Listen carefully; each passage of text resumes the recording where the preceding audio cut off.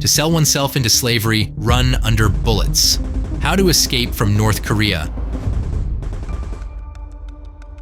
If you were going to travel abroad, your trip might look something like this. You would pack your things, buy an airline ticket, go through passport control at the airport, board the plane, and after spending a few hours in a comfortable seat, find yourself in another country. But this is what a trip abroad looks like for a North Korean citizen.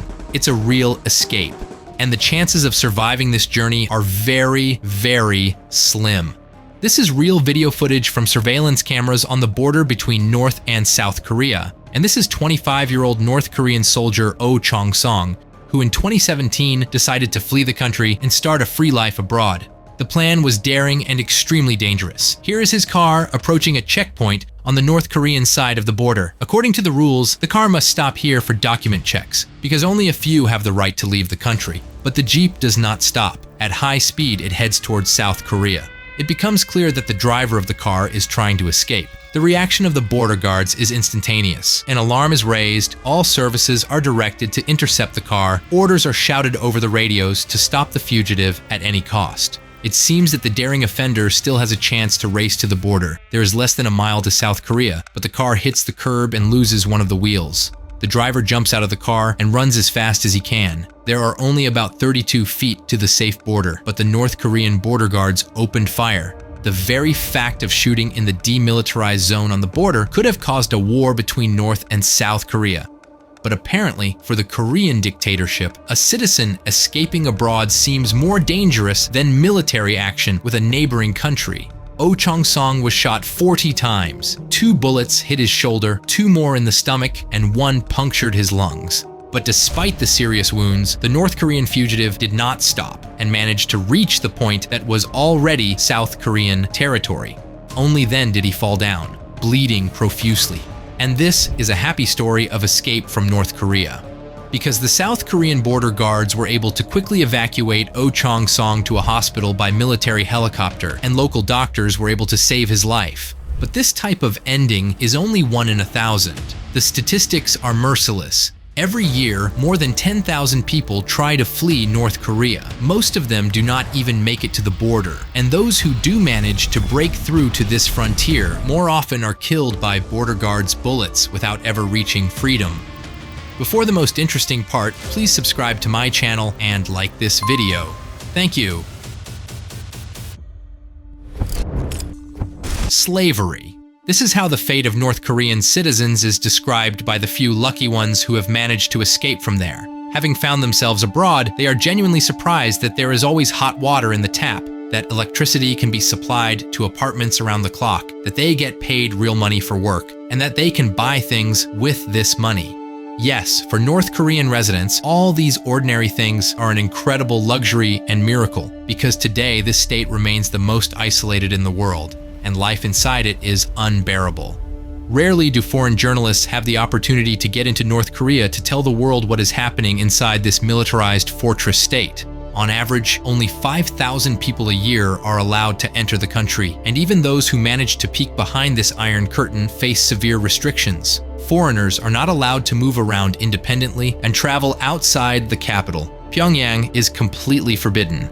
But even from the fragmentary information about life in North Korea, a rather bleak picture can be drawn. Here are the facts about the regime in this totalitarian state that could very convincingly explain the desire of North Koreans to flee their country, even if it cost them their lives. In 2016, the world was shocked by the news that 2 high-ranking officials were publicly executed in North Korea. According to media reports, they were shot with an anti-aircraft gun in front of a military academy building in Pyongyang. One of them, Lee Yong-jin, an official from the Ministry of Education, was previously accused of corruption. At the same time, the South Korean press claimed that this was only the official version, and in fact, the high-ranking official was executed just for falling asleep during a speech by dictator Kim Jong-un. And this sounds very plausible. The North Korean authorities periodically resort to condemning allegedly corrupt officials, but in reality, their actions only encourage the growth of corruption. In Transparency International's Corruption Perceptions Index, North Korea has ranked at the very top for many years.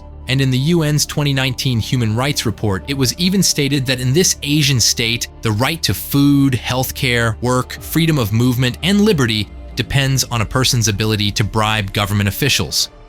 Here's how it works.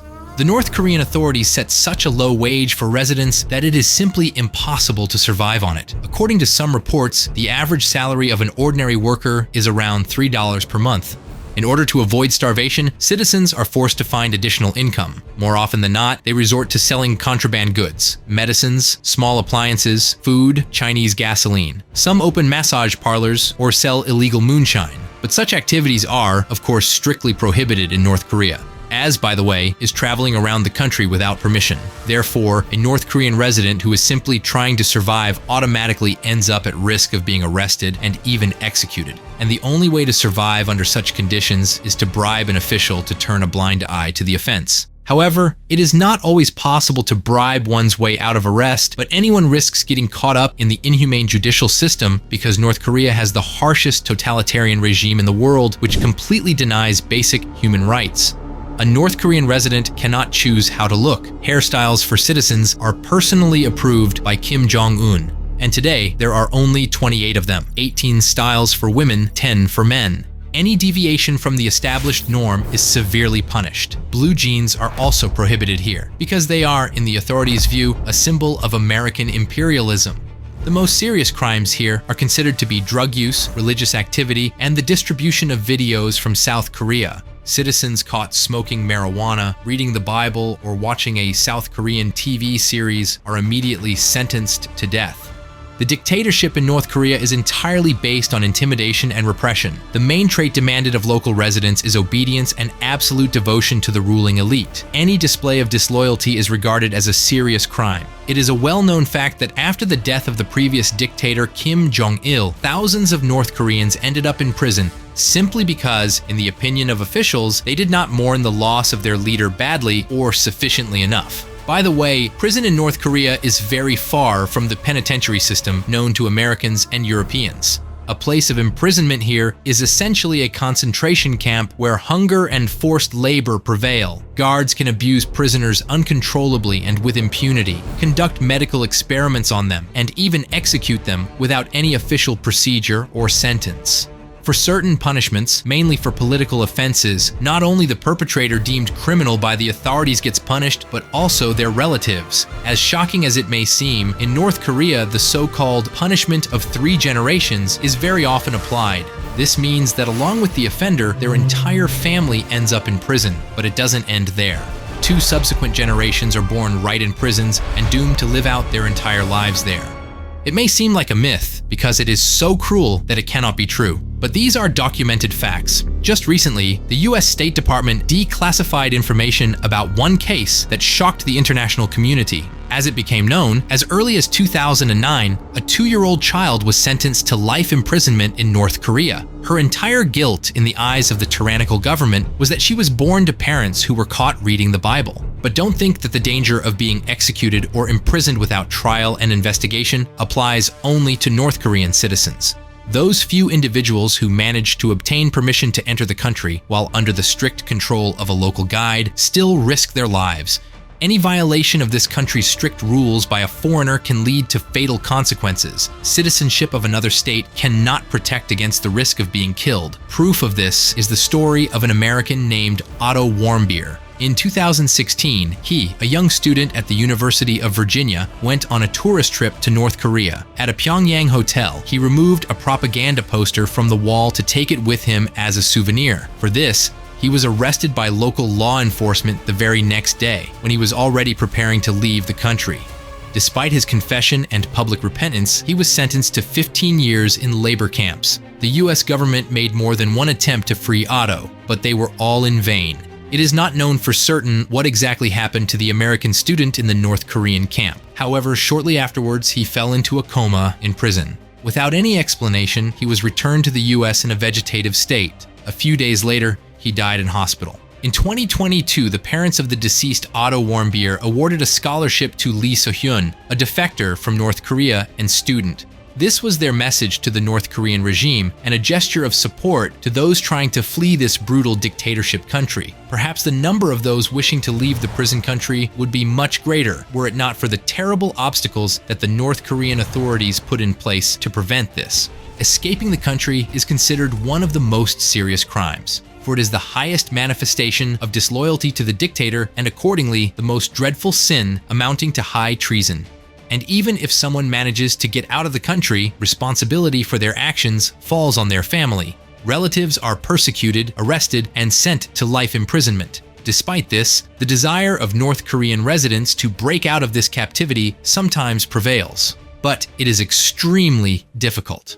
For many decades, the state authorities have done everything possible to turn North Korea into an island, removed and isolated from the whole world. The location of the country aids this intention. In the west, it is washed by the Yellow Sea. In the east, by the Sea of Japan. In the north, North Korea has an extremely long border with China and a tiny section adjoining Russia. And of course, neither of these states can be called super democratic, so one cannot hope that any person can find refuge there and be confident in the protection of their rights and life.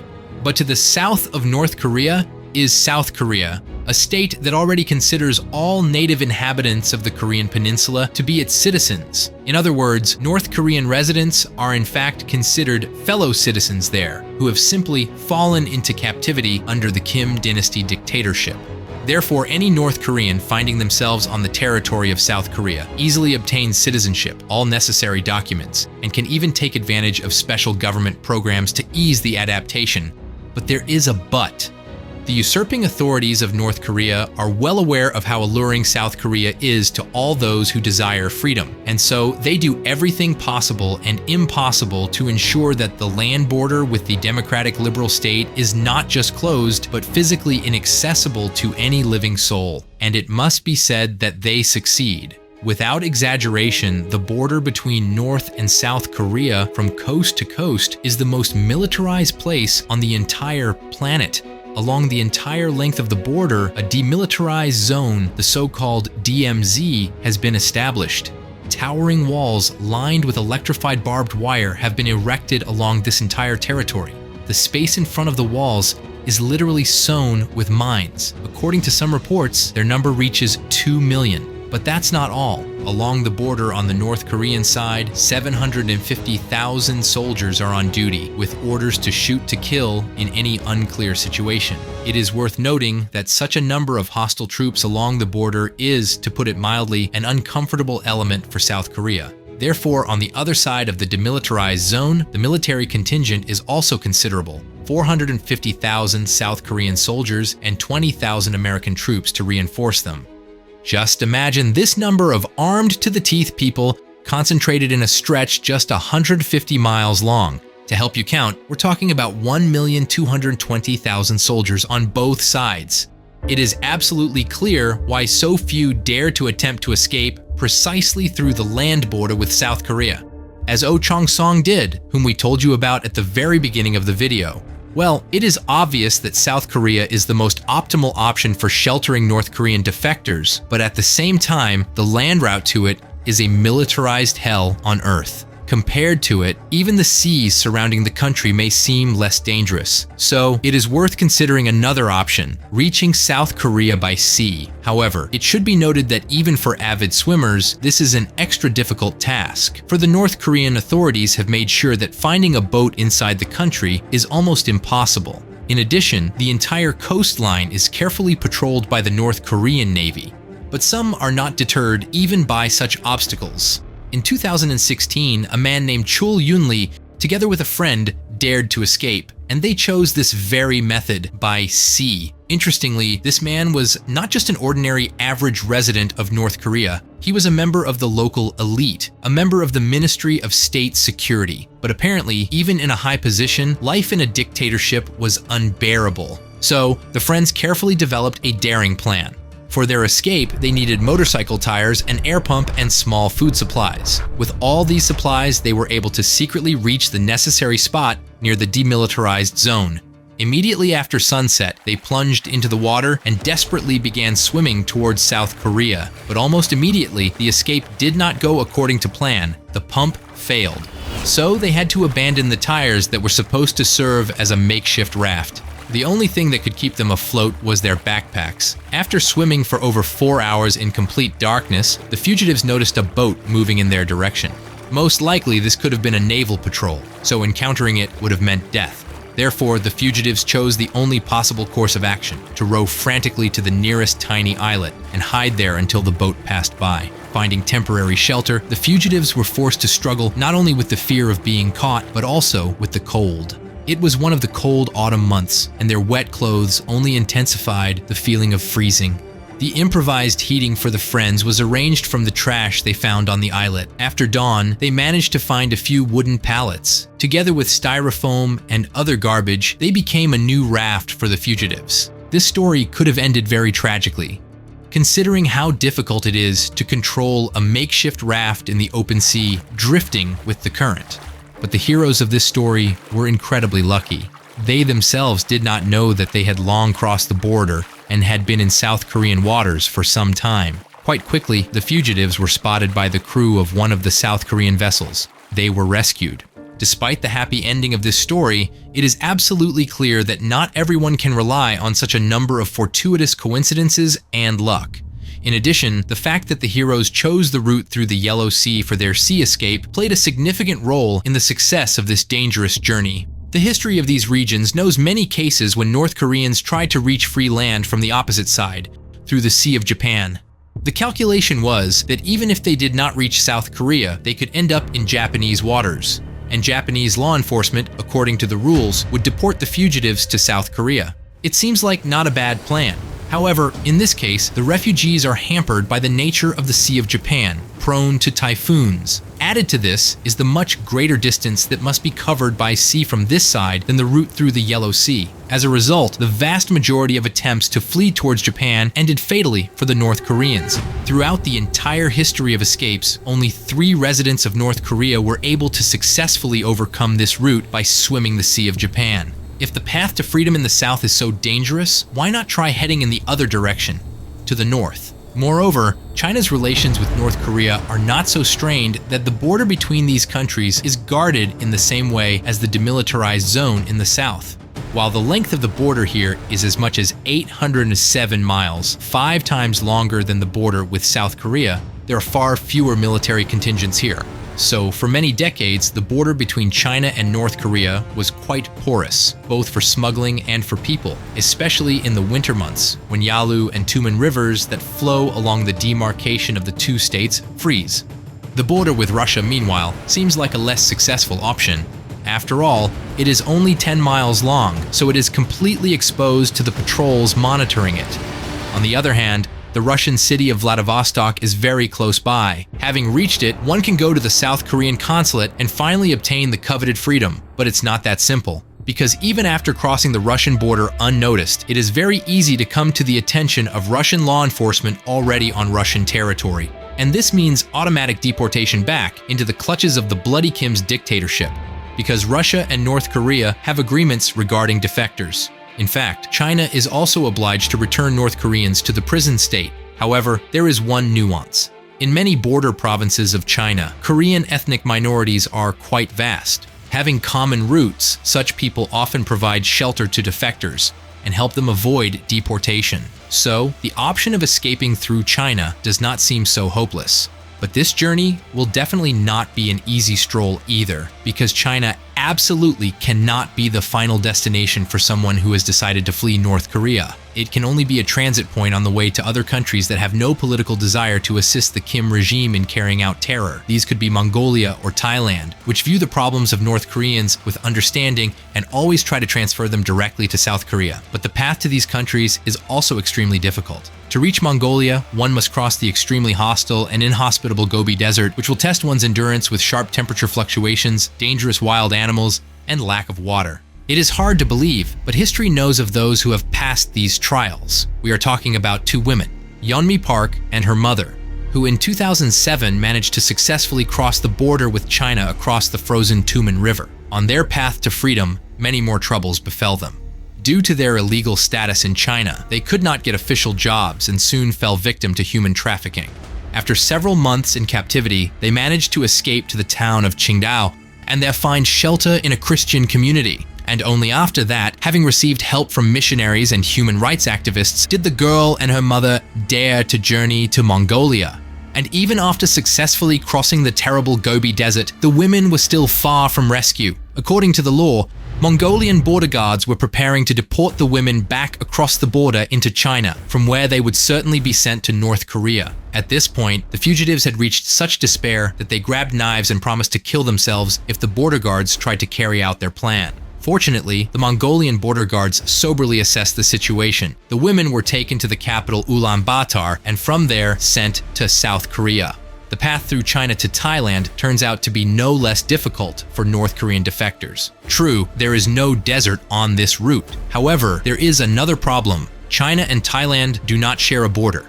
This means that the defector not only has to find a way to cross China in such a way as to avoid being caught by local law enforcement, but must also traverse the uneven and mountainous territory of China's Yunnan province, pass through the remote and dangerous jungles of Laos or Myanmar, and then cross the dangerous Mekong River. Only after that can one feel relatively safe. But let's go back to China, because we haven't told you about yet another way to get to this country while fleeing North Korea. However, this method can mostly only be used by women. We are talking about selling oneself into slavery. Yes, you heard that right. Many women in North Korea are forced to sell themselves to Chinese human traffickers in order to get the opportunity to go abroad. Moreover, this sale has a strange and cynical guise. The victim herself has to pay the so-called broker a hefty sum for him to offer her to a buyer. Each year, the prices for such services are growing geometrically. Lately, the price tag reached $18,000. Considering the meager wages of North Korean residents, a local resident may not be able to save up for such a means of escape in their entire life. Moreover, with each passing year, the route through China became more and more dangerous. The fact is that all this time, the Chinese authorities have been steadily and relentlessly increasing their ability to monitor their own population, placing it in the space of a digital dictatorship. In just 4 years, from 2016 to 2020, more than 620 million surveillance cameras appeared in the country. For comparison, that's more than 20 times more than in the US. In such conditions, it became easier and easier to identify refugees from North Korea. The number of successful escapes from the Kim dictatorship decreased every year, but the COVID-19 epidemic put a final tragic period on this process. Using the global pandemic as a pretext, Kim Jong-un brought North Korea's isolation to an absolute and crossed out the last hopes of its residents for escape or even communication with the outside world. In August 2020, the authorities established so-called buffer zones along its northern borders with China and Russia. Soldiers guarding these borders were instructed to open fire on anyone attempting to cross the border in either direction. The country's northern border has become more similar than ever to the demilitarized zone in the south. The trap for North Korean residents has almost completely closed. But no matter how ruthless and cruel the isolation of North Korean residents is, the occasional daredevils will still dare to escape, because despite the total propaganda, despite the fact that this country has no connection with the outside world, no internet, no access to foreign media, the spirit of freedom penetrates even through the tightly fortified machine gun borders. And we, residents of the free world, must do everything possible so that those who have broken out of the dictatorship trap feel our support and care. And those who are still captive by the Kim dynasty will one day see their country free and happy.